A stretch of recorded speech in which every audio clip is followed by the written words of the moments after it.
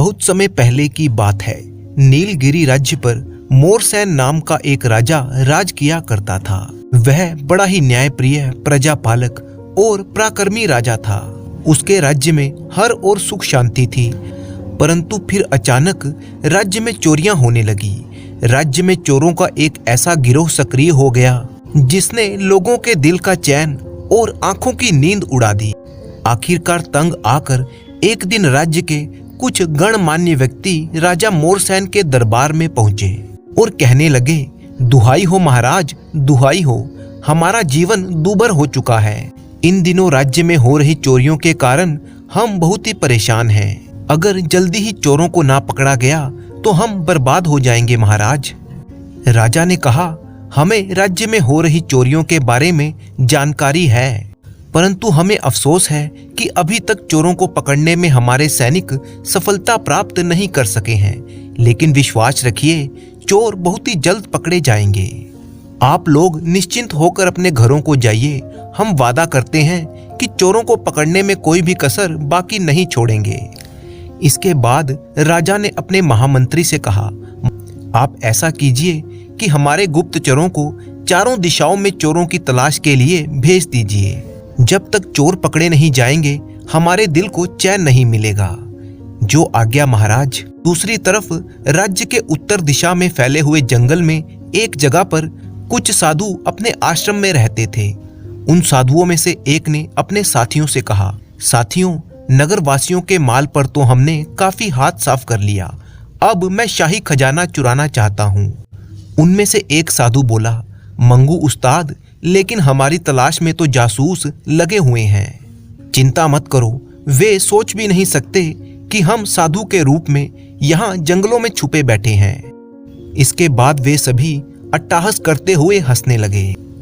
सरदार मंगू ने अपने साथियों को बताना शुरू किया, मैंने बहुत ही अच्छी योजना तैयार की है साथियों, लेकिन क्या सरदार, मुझे एक बार शाही खजाना और उसकी सुरक्षा व्यवस्था देखनी होगी। ये काम तो बड़ा ही मुश्किल है सरदार। मेरे लिए कोई भी काम मुश्किल नहीं है साथियों। मैं आज ही यहाँ से जा रहा हूँ और खजाने के बारे में पता लगाकर ही वापस लौटूंगा।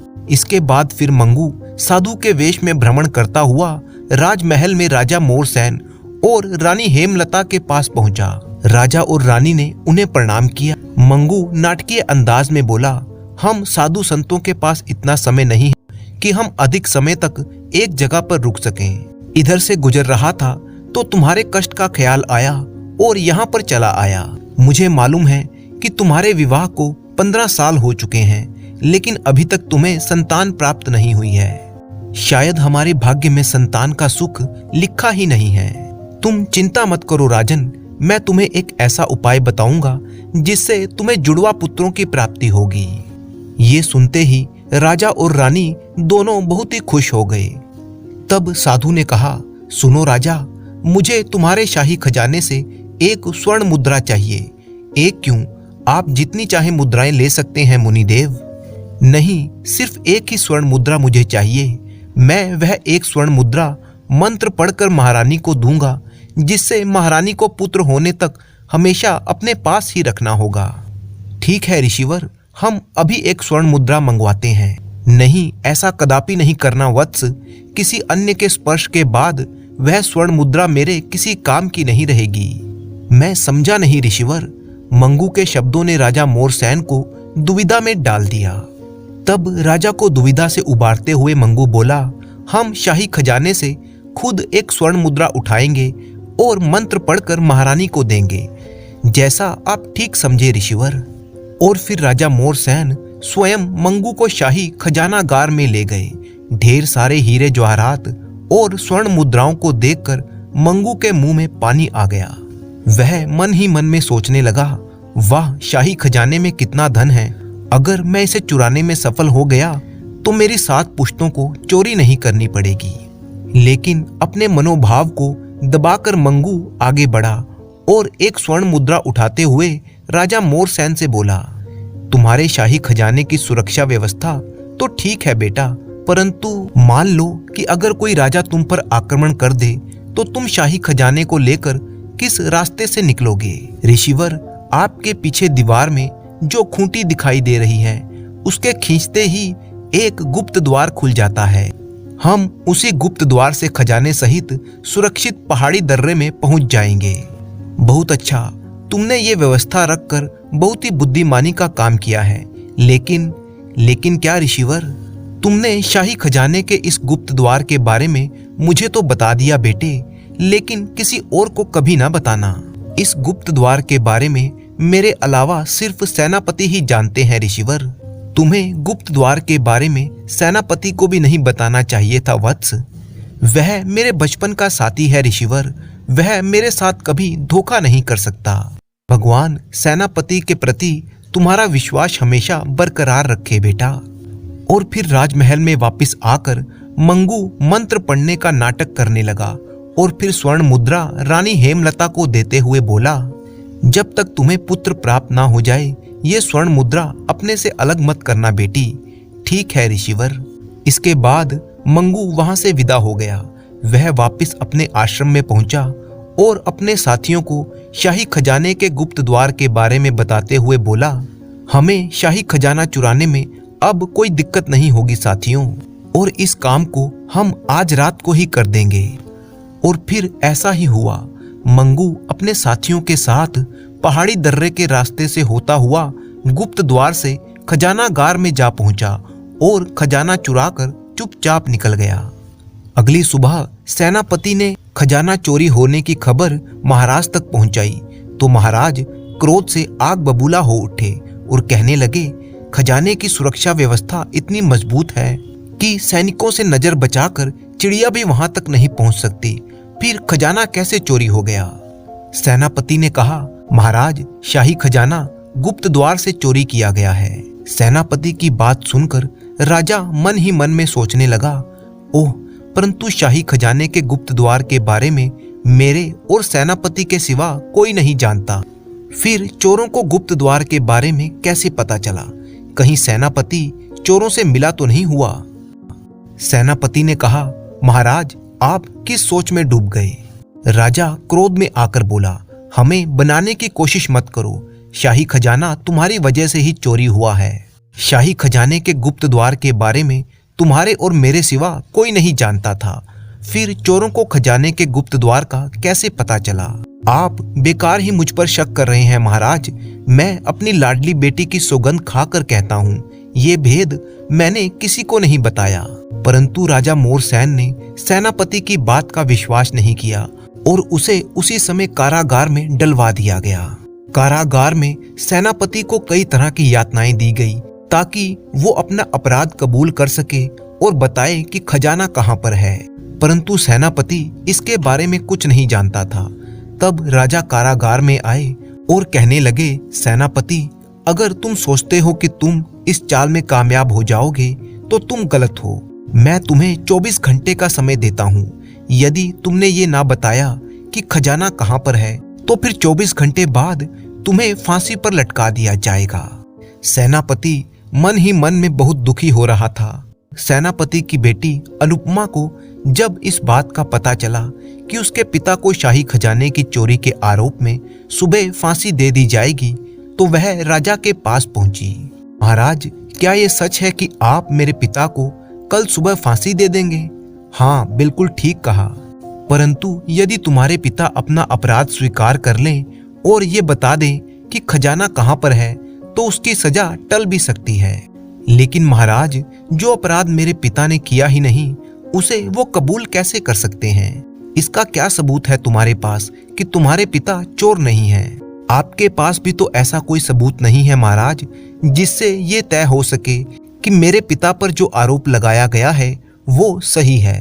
क्या मतलब?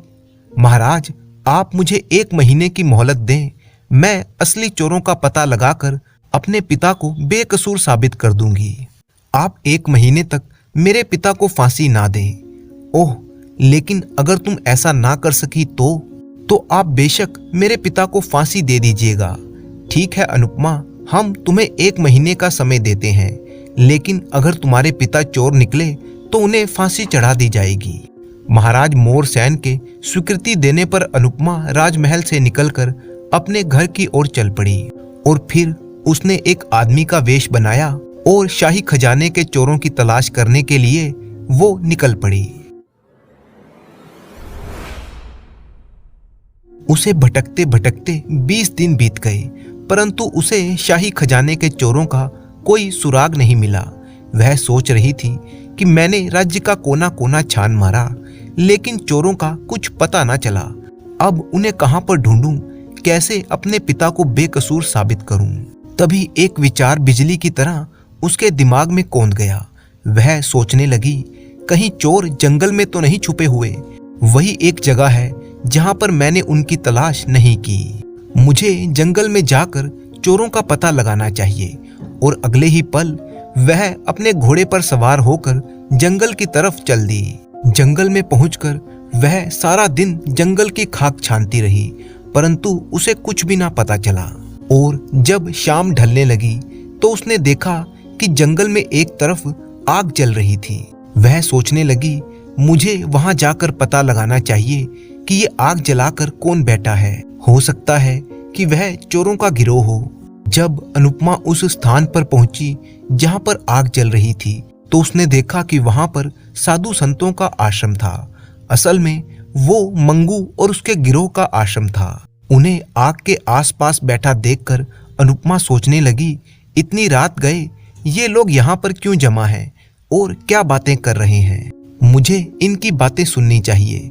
ये निश्चय करके अनुपमा उनके नजदीक गई और झाड़ियों के पीछे छुपकर उनकी बातें सुनने लगी। मंगू अपने गिरोह से कह रहा था, साथियों, अब हमें चोरी करने की जरूरत नहीं पड़ेगी, क्योंकि राज खजाने से हमने इतना धन चुरा लिया है कि सारी जिंदगी आराम से बिता सकते हैं। उन साधुओं की बातें सुनकर अनुपमा हैरान रह गई और सोचने लगी, ओह, ये साधु नहीं बल्कि चोर हैं, और वही चोर हैं जिन्होंने शाही खजाना चुराया है। आखिरकार मुझे शाही खजाने के चोरों का पता चल ही गया। ये चोर चालाक ही नहीं बल्कि खतरनाक भी हैं। अगर मैंने महाराज को बताया कि ये साधु संत ही खजाने के चोर हैं, तो शायद वो मेरी बात का विश्वास नहीं करेंगे। इसीलिए मुझे इन चोरों को रंगे हाथों पकड़ना होगा। ये निश्चय करने के बाद अनुपमा वहां से चली गई और अगली सुबह वह राजा मोरसेन के दरबार में पहुंची और कहने लगी, महाराज, मैंने शाही खजाने के चोरों का पता लगा लिया है। कौन है वे? गुस्ताखी माफ करें महाराज, मैं आपको उनके बारे में अभी नहीं बता सकती। क्या मतलब? मैंने उन्हें रंगे हाथों पकड़ने की योजना बनाई है महाराज। आखिर तुम कहना क्या चाहती हो, विस्तार से कहो। फिर अनुपमा ने राजा को सारी योजना विस्तार से बताई और बोली, मुझे एक दिन के लिए शाही मेहमान खाना चाहिए महाराज। ठीक है, मिल जाएगा। सोने और चांदी के बर्तन भी चाहिए। ठीक है। घर पहुंचकर अनुपमा ने फिर से मर्दाना भेष बनाया और घोड़े पर सवार होकर उन चोरों से मिलने के लिए जंगल की तरफ चल पड़ी। उनकी कुटिया में पहुंचकर अनुपमा मंगू के पास पहुंची और उसे प्रणाम करते हुए कहने लगी, महाराज, मैं सत्य प्रकाश सौदागर का बेटा हूँ। वर्षों बाद धन कमाकर अपने देश लौटा हूँ। इसी खुशी में मैंने शाही मेहमान खाने में ऋषि मुनियों की दावत का आयोजन किया है और मैं चाहता हूँ कि आप भी वहाँ पर अवश्य आएं। तुमने न्योता दिया है तो हम अवश्य वहाँ पर आएंगे। अनुपमा वापिस शाही मेहमान खाने में पहुँच गई और वहाँ पर आवश्यक प्रबंध करने में जुट गई। और फिर निश्चित दिन और निश्चित समय पर मंगू अपने साथियों को साथ लेकर शाही मेहमान खाने में पहुंचा। मर्दाना भेष में मौजूद अनुपमा उन्हें प्रणाम करते हुए कहने लगी, आइए महाराज, आपका भोजन तैयार है। अनुपमा ने मंगू और उसके गिरोह को सोने चांदी के बर्तनों में खाना परोसा। सोने चांदी के बर्तनों को देखकर मंगू सोचने लगा, ओह, इतने सारे सोने और चांदी के बर्तन, अगर इन पर हाथ साफ कर दिया जाए तो कितना अच्छा होगा। और उसने मन ही मन में ये निश्चय कर लिया कि आज रात हम ये सारे सोने चांदी के बर्तन और इसका धन चुरा कर ले जाएंगे। इसके बाद मंगू और उसके साथियों ने वहां पर भोजन किया और फिर वापस अपने आश्रम लौट गए। अपने आश्रम में वापस आकर मंगू ने अपने साथियों से कहा, साथियों, आज रात हम शाही मेहमान खाने में जाएंगे और सोने चांदी के बर्तनों के साथ साथ बाकी का धन भी लूट लेंगे। उसके बाकी साथी भी इस बात को तैयार हो गए। इधर अनुपमा राजा मोरसेन से कह रही थी, महाराज, आज रात को शाही खजाने के चोर शाही मेहमान खाने में भी चोरी करने के लिए अवश्य आएंगे। आप चोरों को पकड़ने के लिए कड़ा प्रबंध करें ताकि वे मेहमान खाने से निकलकर भाग ना पाएं। ठीक है, मगर वे साधु अगर चोर ना हुए तो आप मुझे जो भी सजा देंगे मुझे स्वीकार होगी महाराज। अनुपमा के विश्वास दिलाने पर राजा मोरसेन ने अपने महामंत्री को बुलवाकर आदेश दिया, महामंत्री जी, शाही मेहमान खाने के चारों तरफ गुप्त रूप से हमारे सैनिकों को तैनात कर दीजिए। और फिर रात होते ही शाही मेहमान खाने के चारों तरफ राज सैनिक छिपकर बैठ गए। अनुपमा भी छिपकर बैठ गई और चोरों का इंतजार करने लगी। काफी समय गुजर गया लेकिन कोई चोर नहीं आया था। तभी अनुपमा और महामंत्री को एक आहट सुनाई दी। ये आहट मंगू और उसके गिरोह की थी।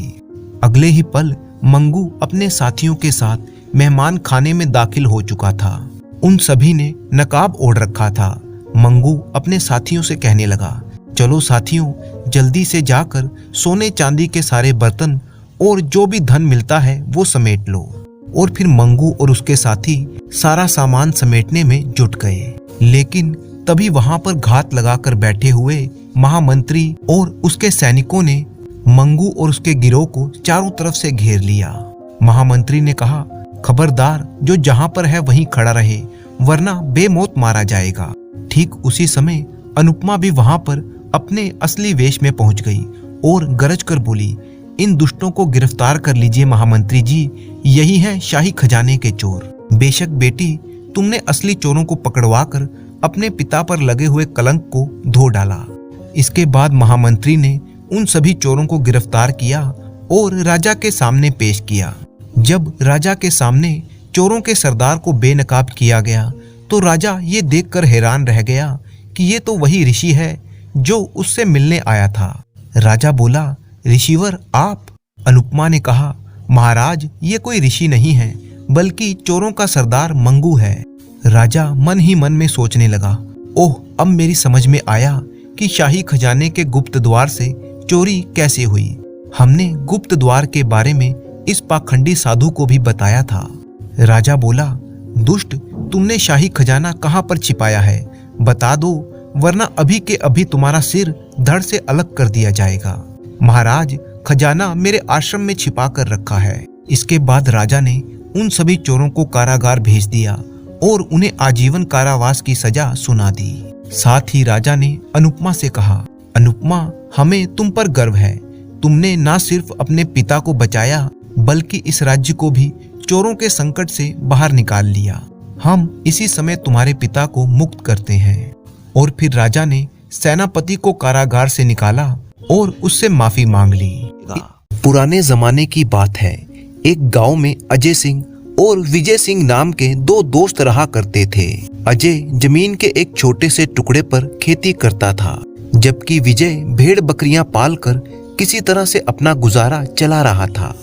दोनों मित्रों के अपनी अपनी संतानें थी। अजय सिंह की आशा नाम की एक सुंदर कन्या थी और विजय सिंह के पास बादल नाम का एक सुंदर और बलवान लड़का था। वे दोनों युवा हो चुके थे और एक दूसरे से प्रेम करते थे। एक बार गांव में महामारी फैली और विजय की सारी भेड़ बकरियां मर गई। बेचारे गरीब विजय पर जैसे मुसीबतों का पहाड़ टूट पड़ा। अब बाप बेटे दोनों के पास आजीविका का कोई साधन नहीं था। काफी दिनों तक वे दोनों काम की तलाश में गांव में भटकते रहे, लेकिन लाख कोशिश करने के बावजूद भी उन्हें कोई काम नहीं मिला। और परिणाम ये निकला कि कुछ ही दिनों में बाप बेटे के भूखे मरने की नौबत आ गई। और फिर दोनों ने ये फैसला किया कि वो इस गांव में अब नहीं रहेंगे। ये गांव छोड़कर वे किसी दूसरे नगर में चले जाएंगे और वहीं पर अपना जीवन बिताएंगे। ये निर्णय करके दोनों ने अपना सामान समेटा और पोटलियां बांधकर नगर की तरफ चलने लगे। विजय अपने दोस्त अजय से मिलना चाहता था। वह अपने बेटे से कहता है, बेटा, हम गांव छोड़कर जा रहे हैं। मित्र अजय से पता नहीं फिर कब मुलाकात हो, आओ उससे मिलते चलें। ठीक है बापू, चलो। वह अपने मित्र के घर पर पहुंचा। विजय की बात सुनकर अजय के मन को एक जबरदस्त झटका लगा। वह बोला, ये तुम क्या कहते हो भला? मेरे रहते हुए तुम गांव छोड़कर नहीं जा सकते। अगर मित्र ही मित्र के काम नहीं आएगा तो फिर मित्र होने का फायदा ही क्या? मेरे घर में रहो। फिर उन्होंने भरपेट भोजन किया। भोजन करने के बाद अजय ने प्रेम पूर्वक कहा, दोस्त, मेरा आधा दिल तुम्हारा है, इसीलिए मेरा आधा खेत भी आज से तुम्हारा हुआ। ये तुम क्या कह रहे हो दोस्त? भला ये कैसे हो सकता है? देखो, इनकार मत करना, वरना मेरा दिल टूट जाएगा। मैं आज ही अपने खेत के 2 हिस्से कर दूंगा। कल से तुम अपने बेटे के साथ खेत में काम करना शुरू कर दो। ओह मित्र, मैं तुम्हारे एहसान का बदला कैसे चुकाऊंगा? अजय ने अपने दोस्त का सामान उसके घर पर वापस भेज दिया और खुशी खुशी उसी दिन से खेत के 2 हिस्से कर दिए गए। विजय अपने बेटे के साथ अपने हिस्से वाले खेत में हल जोतने लगा। अगले दिन की बात है, विजय फिर से अपने खेत में हल जोत रहा था तो अचानक उसका हल खेत में फंस गया। काफी कोशिश करने के बाद भी उसका हल बाहर नहीं निकला। उसने अपने बेटे को बुलाया और वे दोनों कुदाल से जमीन खोदने लगे। जमीन खोदने के बाद दोनों की आंखें हैरानी से फटी रह गई, क्योंकि जब उन्होंने मिट्टी हटाई तो सोने की मोहरों से भरा हुआ एक बर्तन देखकर वे दोनों हैरान रह गए। अरे, इतनी सारी मोहरें, हमारी तो किस्मत ही खुल गई। दोनों ने मिलकर मोहरों से भरा हुआ बर्तन बाहर निकाला और फिर विजय अपने बेटे से बोला, बेटा बादल, हमें ये धन मेरे मित्र के खेत से मिला है, इसीलिए इस पर हमारा कोई अधिकार नहीं है। आओ इस धन को अजय को दे आएं। आप ठीक कहते हैं बापू, चलिए इसे चाचा जी के पास लेकर चलते हैं। वे दोनों मोहरों से भरा हुआ बर्तन अजय के पास लेकर आए और फिर विजय कहने लगा, खुशियां मनाओ दोस्त, खुशियां मनाओ, तुम्हारी किस्मत खुल गई। आज ये सोने के मोहरों से भरा हुआ बर्तन हमें तुम्हारे खेत से मिला है। अब तुम्हें जीवन भर कुछ नहीं करना पड़ेगा। क्या क्या कहा तुमने? इतना ढेर सारा धन देखकर अजय को बहुत ही प्रसन्नता हुई, लेकिन वो कहने लगा, मुझे मालूम है दोस्त कि तुम कितने निस्वार्थ हो, लेकिन ये धन तुम्हारा है, मेरा नहीं, क्योंकि ये खजाना तुम्हें अपनी जमीन में से मिला है। मुझे भी मालूम है दोस्त कि तुम कितने उदार हो, लेकिन तुमने मुझे केवल जमीन भेंट की थी, फिर भला उसके अंदर छिपी हुई संपत्ति मेरी कैसे हो सकती है? ये सब धन तुम्हारा है और तुम ही इसे संभालो। दोनों मित्र काफी देर तक आपस में बहस करते रहे और खजाने को लेने से साफ इनकार करते रहे। अंत में अजय बोला, देखो भाई, बहस तो बहुत हो ली। मेरे विचार से इस मामले को खत्म करने का अब एक ही उपाय है। तुम्हारा एक बेटा है और मेरी एक बेटी है, और ये बात तो तुम भी जानते हो कि दोनों आपस में एक दूसरे को कितना प्रेम करते हैं। इसीलिए हम दोनों की शादी करा देते हैं और ये मिला हुआ धन इन्हीं को सौंप देते हैं। ईश्वर करे हमारे बच्चों को गरीबी की कभी भी याद ना आए। वाह दोस्त, तुमने तो मेरे दिल की बात कह दी। मैं इस विवाह के लिए बिल्कुल तैयार हूँ। शुक्र है। आओ अब मिलजुल कर भोजन करें और फिर उसके बाद विवाह की तिथि पक्की करने के लिए पंडित के पास चलेंगे। एक शुभ मुहूर्त के दिन बादल और आशा का विवाह बड़ी ही धूमधाम से कर दिया गया। शादी पूरी हो जाने के बाद दोनों ने अपने बच्चों को बुलाया। मेरे बच्चों, ये स्वर्ण मुद्राओं से भरा हुआ बर्तन तुम लोग रख लो। ईश्वर करे कभी तुम्हें किसी मुसीबत या दुख का सामना ना करना पड़े। नहीं चाचा जी, हम ये धन अपने पास नहीं रखेंगे। संतान को ऐसी कोई भी वस्तु अपने पास रखना शोभा नहीं देता जिसे उसके पिता ने ठुकरा दिया हो। आशा ने कहा, ये ठीक कहते हैं पिताजी, ये धन हमारे किस काम का? आपका आशीर्वाद और प्रेम ही संसार के सारे खजानों से अधिक मूल्यवान है। ये धन या तो आप दोनों रखिए या फिर गरीबों में बंटवा दीजिए। एक बार फिर से उन लोगों में काफी लंबी बहस छिड़ गई। तब विजय अपने मित्र अजय से बोला, मित्र, मुझे लगता है कि इस तरह से फैसला ना हो पाएगा। इसके फैसले के लिए हमें बाबा त्रिलोकीनाथ के पास जाना पड़ेगा। आजकल वे अपने शिष्यों के साथ गांव के बाहर डेरा लगाए हुए हैं। मित्र, ये अच्छा सुझाव दिया तुमने। हम लोग कल सुबह ही उनके पास चलेंगे। अगले दिन वे सब लोग मुद्राओं से भरा हुआ बर्तन लेकर बाबा त्रिलोकीनाथ के पास जा पहुंचे। साधु के पास बैठकर दोनों मित्रों ने अपनी समस्या के विषय में उन्हें बताया। उनकी बातें सुनकर ज्ञानी महात्मा कुछ देर तक आंखें बंद करके मौन रहे। उसके बाद वे अपने सबसे बड़े शिष्य से बोले, शिष्य रामनाथ, जरा बताओ तो, अगर मेरे स्थान पर तुम होते तो इन लोगों के विवाद का निपटारा कैसे करते? गुरुदेव, मैं तो इन्हें सारा धन राजा को सौंप देने के लिए कहता, क्योंकि राजा ही धरती की संपदा का मालिक होता है। फिर साधु ने अपने दूसरे शिष्य से पूछा, बेटा कर्मा, यदि तुम मेरी जगह पर होते तो क्या फैसला देते? गुरुदेव, यदि मैं आपकी जगह पर होता तो सारा धन खुद ही ले लेता, क्योंकि वादी और प्रतिवादी जिस वस्तु को लेने से इनकार कर दें वो न्यायाधीश की हो जाती है। इसके बाद साधु ने अपने तीसरे शिष्य से पूछा, अब तुम बताओ बेटा, यदि मेरे स्थान पर तुम होते तो इनकी समस्या का समाधान कैसे करते? गुरुदेव, यदि धन किसी का नहीं है और सभी इसे लेने से इनकार करते हैं तो मैं वापस इसे जमीन में गड़वा देने का आदेश दे देता। इसके बाद साधु ने अंतिम शिष्य, जिसका नाम भूपत था, उससे प्रश्न किया, भूपत मेरे बच्चे, तुम बताओ तुम क्या करते? गुरुदेव, आपके प्रश्न का उत्तर मैं तभी दे सकता हूँ जब आप ये वचन दें कि आप मुझ पर क्रोधित नहीं होंगे और मेरी नादानी को क्षमा कर देंगे। तुम्हें जो कुछ भी कहना है निर्भय होकर कहो बेटा। तो सुनिए गुरुदेव, मेरी अंतरात्मा ने इस समस्या का समाधान इस प्रकार से किया है। यदि मैं आपके स्थान पर होता तो मैं इस धन से इस वीरान स्थान में एक विशाल छायादार बाग लगवा देता, जिससे कि उसमें सारे थके हारे गरीब लोग आराम कर सकते और उसके फलों को खाकर भूख प्यास मिटा सकते। अपने चौथे शिष्य का उत्तर सुनते ही महात्मा जी बहुत ही प्रसन्न हुए और तुरंत उन्होंने अपने शिष्य को गले से लगा लिया और कहने लगे, ज्ञानी ये कहते हैं कि छोटा यदि बुद्धिमान हो तो उसे भी सम्मान देना चाहिए। तुम्हारा निर्णय बहुत ही न्याय संगत है मेरे बच्चे। तुम ये सारा धन लेकर शहर चले जाओ, वहां से बीज खरीदो और लौटकर वैसा ही बाग यहाँ पर लगाओ जिसकी कि तुमने चर्चा की है। मुझे विश्वास है कि निर्धनों में तुम्हारा और इन उदार व्यक्तियों का नाम हमेशा याद रखा जाएगा। आपकी आज्ञा सिर आंखों पर गुरुदेव, लेकिन मैं चाहता हूँ कि इन उदार लोगों से भी आप एक बार राय ले लीजिए। हमें तुम्हारी बात बिल्कुल न्याय संगत लगी। हम भी यही चाहते हैं। आप लोग जैसा चाहें इस धन को व्यय कीजिए। भूपत ने वो सारी मोहरें एक थैले में डाली और उस थैले को कंधे में लटकाकर शहर की ओर रवाना हो गया। शहर के बाजार में जाकर वो बीज के व्यापारियों से बीज खरीदना चाहता था। अभी वह नगर के बाजार में घूम ही रहा था कि अचानक उसे एक शोर सुनाई दिया, जैसे असंख्य चिड़ियां दर्द के मारे छटपटा रही हों और चिल्ला रही हों।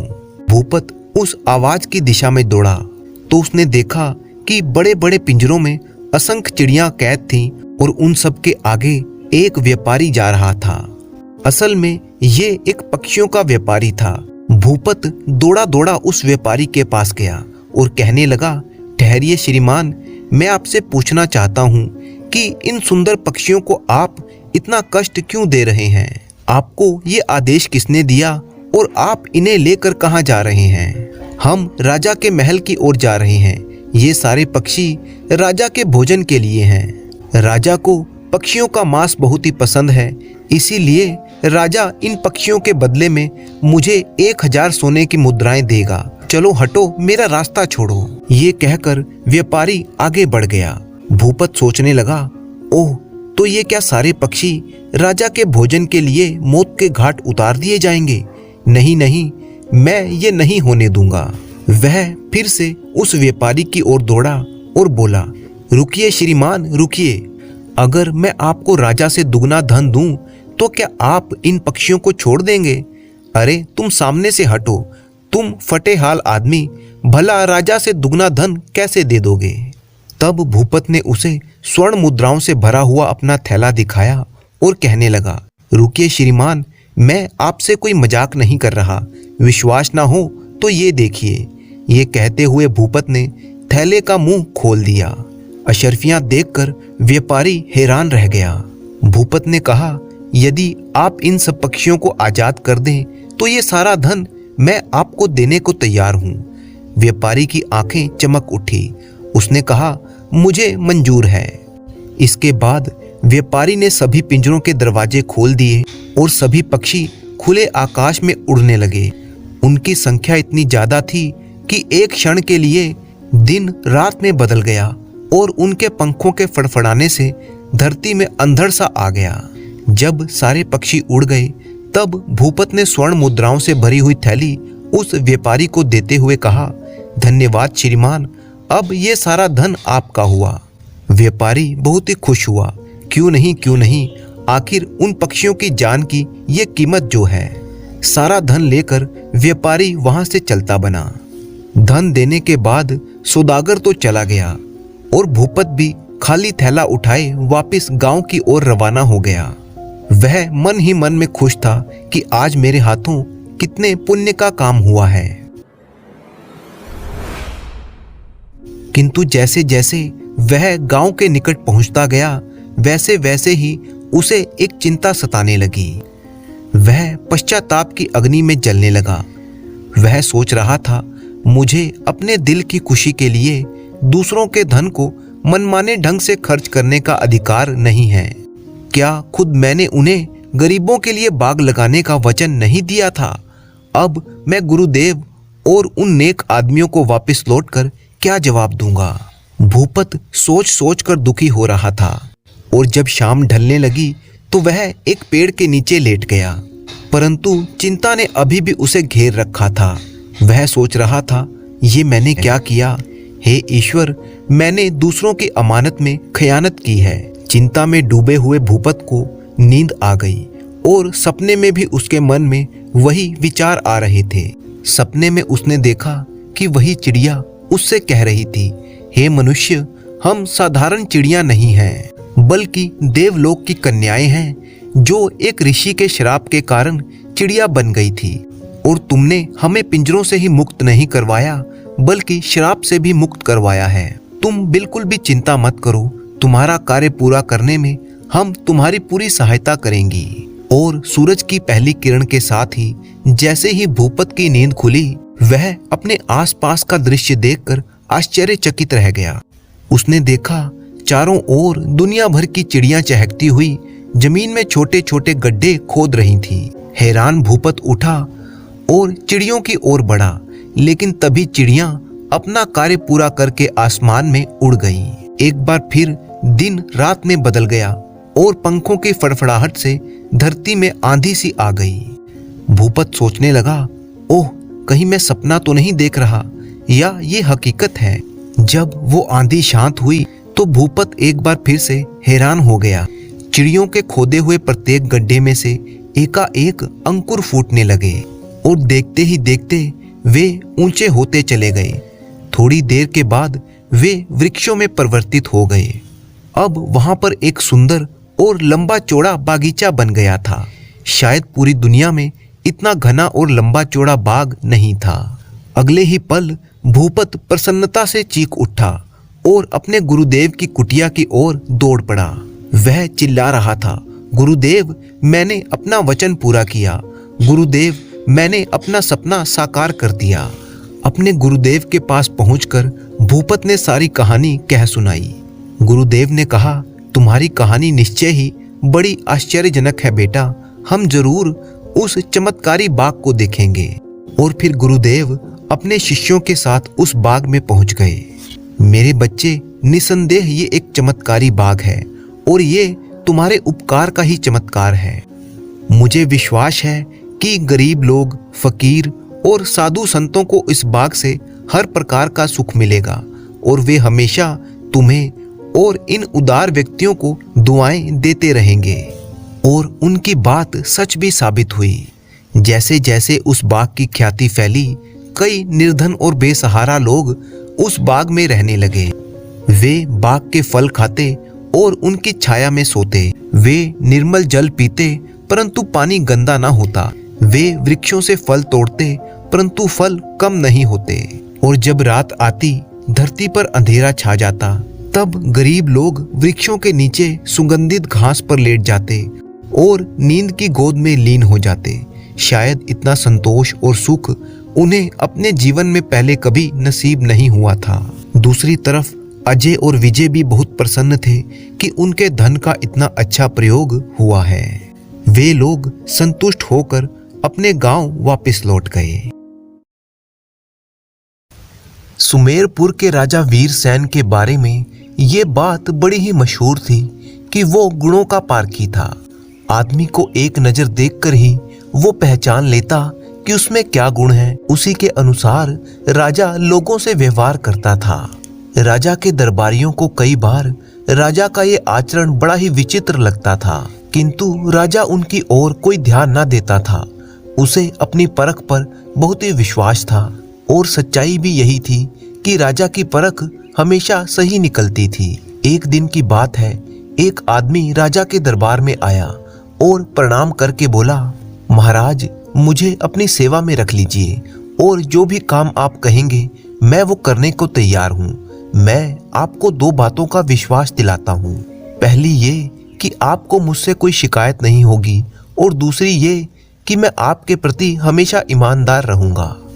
राजा ने एक नजर उस आदमी को देखा और राजा को वो जच गया। राजा को लगा कि एक न एक दिन ये आदमी कोई बड़ा पद हासिल करेगा। उन्होंने तत्काल उस युवक को अपना निजी सेवक रख लिया। उस नौजवान का नाम था सोमदत्त। कुछ ही दिनों में उसने अपने काम से राजा का दिल जीत लिया।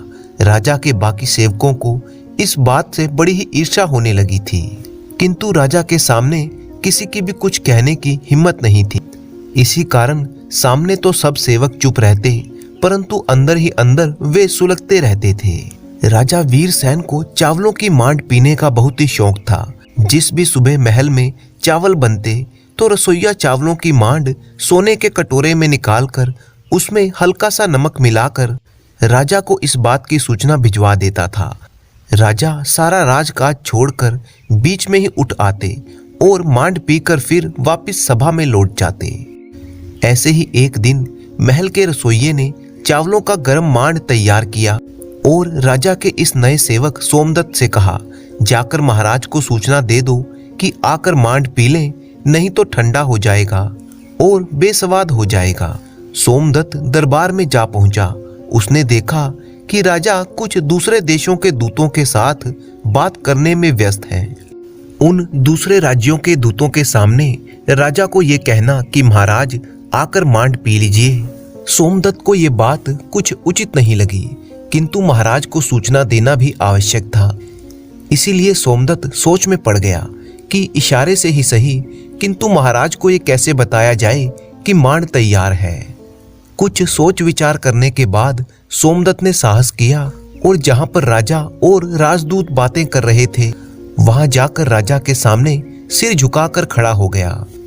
राजा की नजर जब सोमदत्त पर पड़ी तो वह बातचीत रोककर उससे बोला, क्या बात है सोमदत्त, कुछ कहना चाहते हो? सोमदत्त ने कहा, जी महाराज, बात यह है कि धान सिंह का बेटा मान सिंह मिलने के लिए आया है। मिलना है तो जल्दी चलिए, वरना वो शीतलपुरी को जाता है। राजा संकेत को नहीं समझा। बोले, क्या कह रहे हो तुम, साफ साफ कहो। सोमदत्त ने एक बार फिर से कहा, महाराज, धान सिंह का बेटा मान सिंह आपसे मिलने के लिए आया है। मिलना है तो जल्दी चलिए, वरना वो शीतलपुरी को जाता है। राजा सोच में पड़ गए। बोले, ध्यान सिंह और मान सिंह, शीतलपुरी, कौन है ये? अचानक उनकी समझ में बात आ गई कि ये चावलों की मांड की बात कर रहा है। राजा बड़ी ही प्रसन्नता से बोला, अच्छा अच्छा, वो धान सिंह का बेटा मान सिंह, उन्हें रुकने के लिए कहो, हम अभी आते हैं उनसे मिलने। सोमदत्त जी बहुत अच्छा कहकर वहां से रसोई घर की ओर बढ़ गया। महाराज ने बाकी लोगों से कहा, मेरे बचपन के मित्र का बेटा आया हुआ है, मैं उससे मिलकर आता हूँ। और फिर महाराज रसोई घर में गए और गरम गरम मांड पीकर वापस आ गए। सोमदत्त की ये समझदारी महाराज को बड़ी ही पसंद आई। उसी शाम सोमदत्त के पद और वेतन में तरक्की कर दी गई। अब सोमदत्त को राज दरबार में बैठने का अधिकार मिल गया था। सोमदत्त की खुशी का ठिकाना ना रहा, लेकिन बाकी सारे लोग ईर्ष्या से जल उठे। कुछ ही दिन बाद राज दरबार में एक बहरूपिया आया जो अलग अलग रूप बनाता था। वह सभी प्रदेशों के कपड़े पहनता था और सब प्रदेशों की बोलियां इतने अच्छे ढंग से बोलता था कि ये कहना मुश्किल था कि वो किस प्रदेश का रहने वाला है।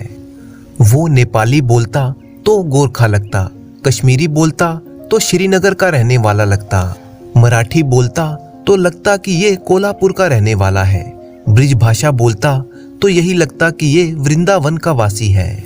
उस बहरूपिये ने राजा से कहा, महाराज, यदि आपकी सभा में कोई भी व्यक्ति ये बता दे कि मैं पंजाबी हूँ या राजस्थानी या तमिल या कन्नड़, तो मैं अपनी मूछें मुड़वा दूंगा, और यदि कोई ना बता सका तो आपकी सभा में जितने भी व्यक्ति हैं, हर एक व्यक्ति से एक एक स्वर्ण मुद्रा लूंगा। राजा को ये खेल बड़ा ही पसंद आया और वो कहने लगे, हाँ, हमें ये मंजूर है। तो मेरे दरबारियों बताओ कि ये महाशय किस प्रदेश के हैं। दरबारी कानाफूसी करने लगे। कोई भी व्यक्ति पक्के तौर पर नहीं बता पाया कि वो बहरूपिया किस प्रदेश का है। सब लोग आपस में फुसफुसाते रहे। तभी सोमदत्त खड़ा हुआ और महाराज से बोला, महाराज, यदि बहरूपिये महाशय हमें एक दिन का समय दें तो बहुत ही अच्छा होगा। मैं कल के दिन ये पक्के तौर पर बतला दूंगा कि ये किस प्रदेश के निवासी हैं। बहरूपिये ने बड़ी खुशी से इस प्रस्ताव को स्वीकार कर लिया। उसे लगा कि ये देहाती नौजवान क्या बताएगा कि मैं किस प्रदेश का रहने वाला हूँ। अगले दिन जब वो बहरूपिया राज दरबार में आया तो उसका चेहरा उतरा हुआ था, जबकि सोमदत्त का चेहरा खिला हुआ था। राजा के दरबार में आने के बाद सोमदत्त खड़ा हुआ और हाथ जोड़कर बोला, महाराज की जय हो। मैं जान चुका हूँ महाराज कि ये बहरूपिया किस प्रदेश का है। महाराज, ये गुजराती है। आप इनसे ही पूछ लीजिए कि मैंने ठीक बताया कि नहीं। कुछ हैरान होते हुए महाराज ने उस व्यक्ति से प्रश्न किया, क्या सोमदत्त ठीक कहता है? क्या तुम सचमुच गुजराती हो? बहरूपिये ने सिर झुकाकर उत्तर दिया, हाँ महाराज, ये ठीक कहता है, मैं गुजराती हूँ। राजा ने सोमदत्त की ओर देखा और बोले, तुमने कैसे पता लगाया कि ये गुजराती है? सोमदत्त ने कहा, महाराज, ये जानना तो बड़ा ही सरल है। मनुष्य कितनी भी बोलियां क्यों ना बोल ले, किंतु जब वो संकट में होता है या अचानक उसे कोई बात याद आ जाए या वो ईश्वर को याद करे, वो अपनी बोली में ही बोलता है। इन महाशय के साथ भी ऐसा ही हुआ। कल रात जब ये सो रहे थे तो मैं जलती हुई मोमबत्ती लेकर इनके कमरे में आया। मैंने मोमबत्ती को तिरछा करके गरम मोम की 2-3 बूंदें इनके पैर पर टपका दी और ये हड़बड़ाकर उठ बैठे और कहने लगे, सूछे, जिसका मतलब था कौन है। इनकी बात सुनते ही मैं जान गया कि ये गुजराती बोल रहे हैं, इसीलिए ये गुजरात से हैं। सारी सभा प्रसन्नता से खिल उठी। सब लोग सोमदत्त की प्रशंसा करने लगे। अगले ही दिन राजा ने सोमदत्त की समझदारी को देखते हुए उसे अपना मंत्री बना दिया। दरबार के कुछ लोग सोमदत्त की इस तरक्की से जलने लगे थे। एक दिन राजा के दीवान राजा के पास आए और कहने लगे, महाराज, सोमदत्त को आप जितना योग्य समझते हैं वो वैसा नहीं है। नहीं दीवान जी, हमने तो इसे देखते ही समझ लिया था कि ये बहुत ही तेज दिमाग और अक्लमंद आदमी है, लेकिन महाराज, वो एक अनुभवहीन आदमी है। उसे राजकाज चलाने का कोई अनुभव नहीं है। महाराज कहने लगे, दीवान जी, मेरा मानना ये है कि अक्लमंद आदमी अनुभवहीन होने पर भी योग्य होता है। मौका आने पर वो अपनी बुद्धि से हर समस्या का समाधान निकाल सकता है। आप चाहें तो हम कल ही सोमदत्त की परीक्षा लेकर ये बात सिद्ध कर सकते हैं कि वो असंभव काम को भी संभव कर सकता है। राजा ने आगे कहा, आप ऐसा कीजिए कि जिन लोगों को आप बुद्धिमान समझते हैं, कल उन्हें लेकर सभा में आ जाइए। जैसी आपकी आज्ञा कहकर दीवान साहब वापस चले गए। अगली सुबह दीवान जी कुछ आदमियों के साथ दरबार में पहुंचे। राजा ने उन अक्लमंद लोगों को देखा और मुस्कुराए। कहने लगे, आप लोगों को जमीन मापने का एक एक फीता और 5-5 वर्दीधारी राज कर्मचारी दिए जाते हैं। आप कर्मचारियों और फीते को लेकर नगर में जाएं। कोई भी उपाय लगाकर शाम तक 1000 स्वर्ण मुद्राएं लेकर राज दरबार में वापस आइए। यदि आप ऐसा कर सके तो आप सभी को मंत्री बना दिया जाएगा। और फिर सोमदत्त से कहने लगे, सोमदत्त, तुम भी जमीन मापने का ये फीता लो और 5 राज कर्मचारियों के साथ नगर के दूसरे छोर पर चले जाओ। शाम तक 2000 स्वर्ण मुद्राएं लेकर राज दरबार में वापस हाजिर हो। आप सभी लोग जाइए, हम सूर्यास्त होने तक आपकी प्रतीक्षा करेंगे। सब लोग चले गए। महाराज अपने राजकाज के कार्य में व्यस्त हो गए। शाम होने तक दीवान जी के लाए हुए अक्लमंद लोग लौटने लगे। सब ने घूम फिरकर एक ही बात कही, महाराज, हमने बहुत ही कोशिश की मगर हमें कहीं से स्वर्ण मुद्राएं नहीं मिली, किसी ने दी ही नहीं। राजा ने दीवान की ओर देखा और मुस्कुराने लगे।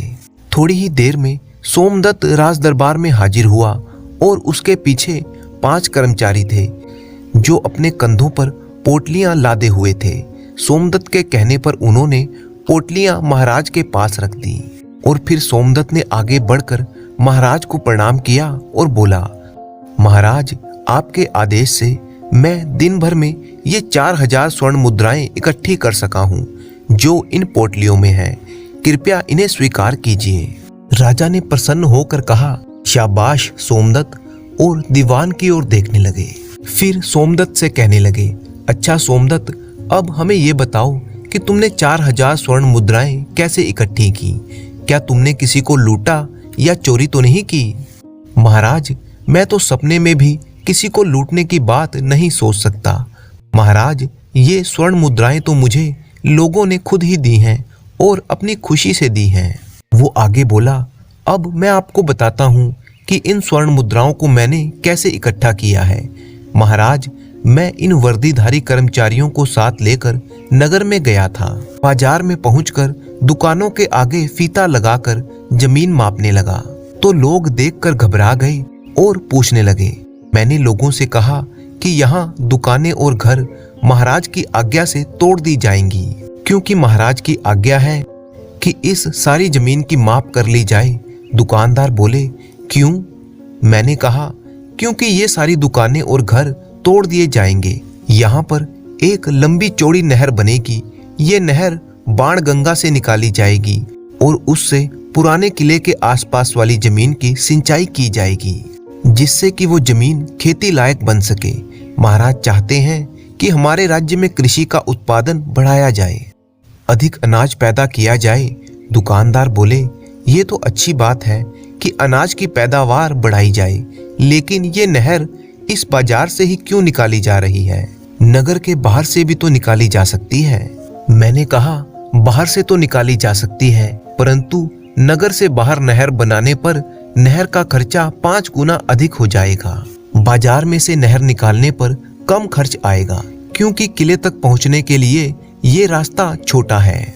दुकानदार बोले, किंतु दुकान और घर गिर जाने से तो हम लोगों को बहुत ही कठिनाई होगी। मैंने कहा, हाँ, थोड़ी कठिनाई तो होगी। राज्य में अन्न की उपज बढ़ाने के लिए आपको इतना त्याग तो अवश्य ही करना पड़ेगा। दुकानदार बोले, और कोई रास्ता नहीं है? मैंने सोचते हुए कहा, एक रास्ता तो है। नगर के बाहर से नहर निकालने पर 4000 स्वर्ण मुद्राएं अधिक खर्च होंगी। यदि आप सब लोग मिलजुल कर आपस में 4000 स्वर्ण मुद्राएं इकट्ठी करके मुझे दे दें, तो मैं महाराज से प्रार्थना करूंगा कि वे आपके इस प्रस्ताव पर विचार करें, और यदि संभव हुआ तो राज्य के बाहर से ही नहर निकाली जाएगी, जिससे कि बाजार और दुकानों को किसी तरह की कोई क्षति ना हो। तब तक सारी दुकानों के मालिक बाहर आ चुके थे और बड़े ध्यान से मेरी बातें सुन रहे थे। कुछ देर तक चुप रहने के बाद वे आपस में विचार विमर्श करने लगे। मैं अपने काम में फिर से लग गया। करीब 1 घंटे के बाद बाजार के कुछ बड़े व्यापारी मेरे पास आकर बोले, देखिए महाशय, हम लोगों ने फैसला किया है कि हम लोग आपस में मिलजुल कर 4000 स्वर्ण मुद्राएं आपको देंगे, और आप महाराज को राजी कर लीजिए कि वो नहर नगर के बाजार से ना निकालें, बल्कि नगर के बाहर से निकालें, ताकि बाजार और दुकानें सुरक्षित रहें। मैंने बहुत ही गंभीरता से कहा, आप लोग यदि शाम से पहले पहले 4000 स्वर्ण मुद्राओं का प्रबंध कर देंगे तो मैं पूरी कोशिश करूंगा कि आप लोगों की दुकानें और घर ऐसे ही बने रहें और नहर नगर के बाहर से निकाल दी जाए। और महाराज, शाम होने से 2 घंटे पहले व्यापारियों ने 4000 स्वर्ण मुद्राएं बड़ी ही खुशी से आपको भेंट की है और आपको प्रणाम भेजते हुए कहा है आप उनकी दुकानें और मकान ना गिराएं। महाराज, ये है वो स्वर्ण मुद्राएं। मुझे उम्मीद है कि आपकी कसौटी पर मैं खरा उतरा हूँ और यदि जाने अनजाने मुझसे कोई गलती हुई है तो मुझे माफ कर दीजिए।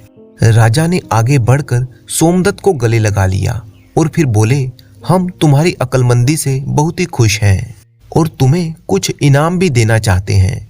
फिर दीवान की तरफ मुड़कर बोले, दीवान जी, यदि हम इस समझदार आदमी को महामंत्री बना लें तो कैसा रहेगा?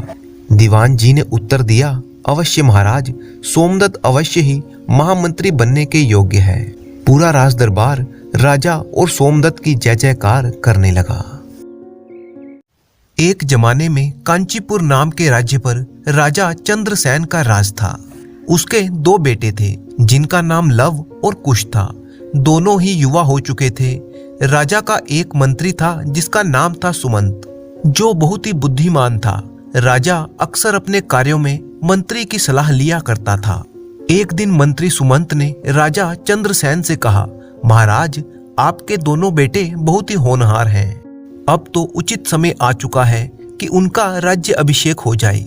जी मंत्री जी, मैं भी इसी बारे में ही सोच रहा था। आप जो कहना चाहते हैं मैं समझ चुका हूँ। लगता है महाराज, दोनों में से किसका राज तिलक करना है ये निर्णय आप कर चुके हैं। चाहे आप किसी का भी राज तिलक करें, दोनों तो आपके ही बेटे हैं। राजा ने कहा, परंतु दोनों में बुद्धिमानी एक समान नहीं है। कुश में राजा बनने की सारी योग्यताएं हैं, वहीं लव बहुत ही ज्यादा शांत स्वभाव का है। इसीलिए मैंने कुश को ही राज्य का कार्यभार सौंपने का फैसला किया है, क्योंकि लव में राजा बनने की योग्यता नहीं है, ऐसा मेरा मानना है। मंत्री ने कहा, परंतु महाराज, असली बात तो यह है कि मंत्री कुछ कहना चाहता था, परंतु वह बात को बदल देता है और कहने लगा, नहीं नहीं, आपने तो बहुत ही सोच समझकर फैसला लिया होगा। और फिर मंत्री वहां से चला गया। कुछ दिनों के बाद लव और कुश में किसी बात को लेकर बहस हो जाती है, जिसे सुलझाने के लिए वे दोनों अपने पिता के पास जाते हैं। लव ने कहा, पिताजी, हम दोनों के बीच एक विवाद हो गया है। अच्छा, क्या विवाद है? जरा विस्तार से बताओ, मैं अभी फैसला कर देता हूँ। पिताजी, हमारे राज्य में कई लोग बहुत ही गरीब हैं, उनके पास खाने के लिए अनाज भी नहीं है। तो ऐसे में उनकी भूख मिटाने के लिए कुछ योजनाएं बनाई जानी चाहिए। इससे न सिर्फ उनकी भूख मिटेगी, बल्कि लोगों में महाराज का सम्मान और भी ज्यादा बढ़ जाएगा। परंतु लव कहता है कि ये योजना गलत है। लव कहने लगा, पिताजी, यदि कोई समस्या आ जाए तो उस समस्या की जड़ क्या है ये जानकर उसका कोई पक्का उपाय करना चाहिए। इस तरह की अस्थायी योजना बनाने से समय समय पर वो समस्या फिर से आती रहेगी। भूखे लोगों की भूख मिटाना ही काफी नहीं है, बल्कि अनाज कैसे उगाते हैं ये उन्हें सिखाया जाए तो वे न सिर्फ अपनी भूख मिटाएंगे, बल्कि कई और लोगों की भी भूख मिटा सकेंगे। सिर्फ लोगों की प्रशंसा पाने के लिए अगर काम करेंगे तो लोग आलसी हो जाएंगे। दोनों की बात सुनने के बाद महाराज कुछ देर तक सोचते रहते हैं और फिर अपने मंत्री की तरफ देखते हैं। मंत्री कहने लगा, महाराज, भूख मिटाना कोई बड़ी बात नहीं है। गरीबी को अगर जड़ से समाप्त कर दिया जाए तो ये एक सही फैसला होगा।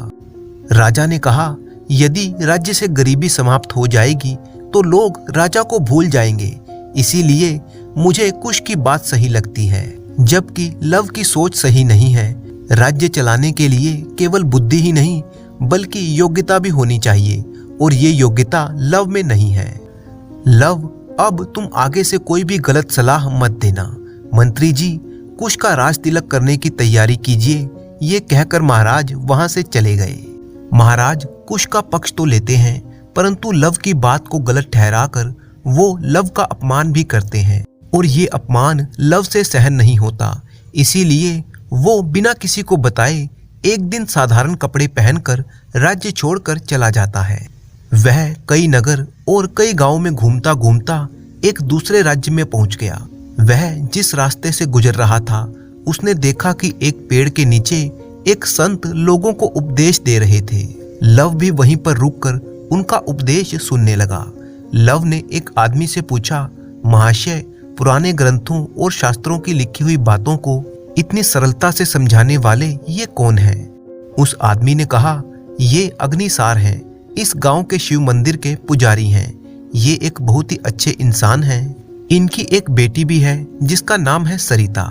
ये जिससे भी अपनी बेटी की शादी करना चाहते हैं वो इनकी बेटी को पसंद नहीं आता। चाहे कितना भी समझा लो, इनकी बेटी मानती ही नहीं। यही कारण है कि ये अक्सर दुखी रहते हैं। कथा समाप्त होते ही लव अग्निसार के पास जाता है और कहने लगा, गुरुजी, आपने जो कथा सुनाई है उससे मेरे कई संदेह दूर हो गए हैं। अभी तक मैं सोच रहा था कि एक सन्यासी बन जाऊं तो मेरे मन को शांति मिल जाएगी, परंतु अब समझ में आ गया है कि संसार में रहते हुए भी शांति को प्राप्त किया जा सकता है। इसके लिए मैं आपको धन्यवाद देता हूँ। लव की बातें सुनकर अग्निसार उससे बहुत ही प्रभावित हुआ और वो लव को पसंद करने लगा। उसने कहा, बेटे, तुम्हारा नाम क्या है? तुम्हारे माता पिता कौन हैं और तुम कहाँ से आए हो? लव ने सच्चाई को छुपाते हुए कहा, गुरुजी, मेरा नाम अर्पण है। बस मुझे इतना ही मालूम है। मैं बचपन से ही बिना माँ बाप के रहा हूँ। इससे ज्यादा मैं अपने बारे में कुछ नहीं जानता। संत ने कहा, अगर तुम्हारा इस दुनिया में कोई नहीं है तो तुम मेरे घर पर आकर रह सकते हो। अर्पण उनका न्योता स्वीकार कर लेता है और उनके घर पर चला गया। उनके घर में उनकी बेटी सरिता, जिसे कभी कोई पुरुष अच्छा नहीं लगता था, अर्पण को देखकर वो बहुत ही प्रभावित हुई। एक दिन उसने अर्पण से कहा कि क्या वो उसके साथ गांव के कुएं पर पानी भरने चलेगा। अर्पण उसकी सहायता करने के लिए तैयार हो गया और उसके साथ कुएं पर पहुंच जाता है। सरिता जानती थी कि इस समय कुएं पर कोई नहीं होगा। वहां पहुंचकर वह अर्पण से कहने लगी कि आमतौर पर मैं पुरुषों को पसंद नहीं करती, इसीलिए मैंने अभी तक शादी नहीं की। लेकिन तुम्हें देखकर मेरे मन में एक इच्छा जागी है। आज रात पिताजी किसी रिश्तेदार से मिलने के लिए दूसरे गांव में जाने वाले हैं। मौका अच्छा है, तुम रात को मेरे कमरे में आ जाना। अर्पण ने कहा, तुम्हारे पिता को मैं गुरु मानता हूँ और तुम उनकी बेटी हो, इसीलिए तुम्हारे लिए इस प्रकार के विचार रखना मेरे लिए पाप है। तुम्हें भी ऐसे विचार नहीं रखने चाहिए। अर्पण के ऐसा कहने पर सरिता उसे बहुत ही समझाने लगती है, परंतु अर्पण के ऊपर इस बात का कोई प्रभाव नहीं होता। फिर सरिता ने सोचा कि इसे सबक सिखाती हूँ।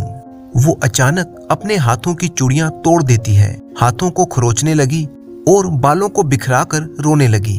रोते रोते वह अपने घर पर पहुंची और अपने पिता से कहने लगी, पिताजी, अर्पण ने मुझ पर बुरी नजर डाली है। आपने एक आस्तीन के सांप को अपने घर में आश्रय दिया है। देखिए, उस दुष्ट अर्पण ने मेरी क्या हालत कर दी है। संत जानते थे कि उनकी बेटी पुरुषों को पसंद नहीं करती, इसीलिए वो ये बात मान लेते हैं कि अर्पण ने ये घिनौना कार्य किया है। शायद इसी इरादे से वो उनके घर पर आया था। दोनों पिता पुत्री गांव के मुखिया के पास जा पहुंचे। मुखिया ने अर्पण को भी बुलाया। सरिता ने नाटक करते हुए झूठ को सच बनाकर मुखिया को कह सुनाया। मुखिया ने जब अर्पण से इस बारे में पूछा तो अर्पण ने कोई उत्तर नहीं दिया। मुखिया ने एक बार फिर से पूछा, अर्पण, क्या तू अपराधी है? तूने ये अपराध किया है? मुखिया के सवाल का कोई भी उत्तर दिए बिना अर्पण बिल्कुल शांत बना रहता है। तू कोई जवाब नहीं दे रहा, तूने चुप्पी क्यों साध रखी है? इसका मतलब तूने ही अपराध किया है, इसीलिए तुझे दंड देना ही चाहिए।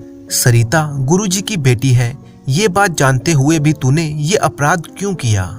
न्याय के अनुसार तो तुझे इस अपराध का दंड ये मिलना चाहिए कि तेरे हाथ पैर काट दिए जाएं।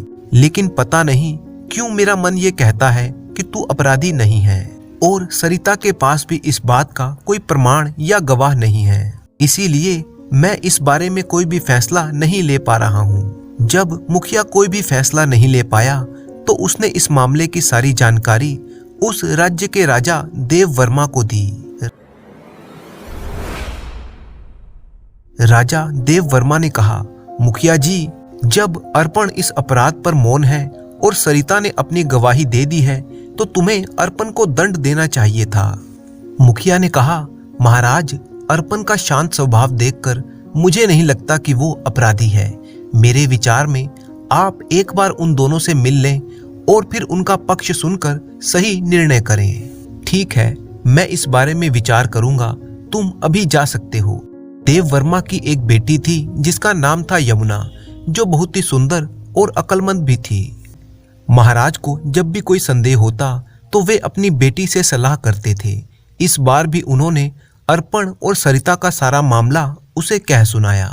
तब यमुना कहने लगी, पिताजी, हमें उस संत, सरिता और अर्पण को अपने सामने बुलाना चाहिए, उनसे बात करनी चाहिए। उनसे बात करने के बाद ही पता चलेगा कि कौन अपराधी है और कौन निर्दोष है। आप उन तीनों को राज दरबार में बुलाइए। यमुना के कहने पर राजा तीनों को राज दरबार में बुलाते हैं और पूछताछ करते हैं। पिता पुत्री राजा के सामने वही बात कहते हैं जो उन्होंने मुखिया के सामने कही थी, परंतु अर्पण का शांत स्वभाव देखकर राजा को भी संदेह होता है कि ये निर्दोष है। सबूत ना होने पर अर्पण को दंड देने का मन देव वर्मा का नहीं था, परंतु अर्पण निर्दोष है इस बात का भी कोई प्रमाण नहीं था। तब राजा अपनी बेटी की तरफ देखने लगे। उनकी बेटी यमुना उन तीनों को वही रहने को कहकर अपने पिता के साथ एक दूसरे कक्ष में जाकर कहती है, पिताजी, यदि ये समस्या हल करनी है तो इस मामले से जो भी जुड़ा है उनका आमना सामना करवाना होगा, तभी कोई फैसला निकल पाएगा। हमें उसी के लिए कोशिश करनी होगी, परंतु ये सब कैसे होगा? आप ये सब मुझ पर छोड़ दीजिए पिताजी। आप उनसे कहिए कि फैसला सुनाने में 2 दिन का समय लगेगा, बाकी की व्यवस्था मैं कर लूंगी। ये कहकर यमुना मुस्कुराने लगी।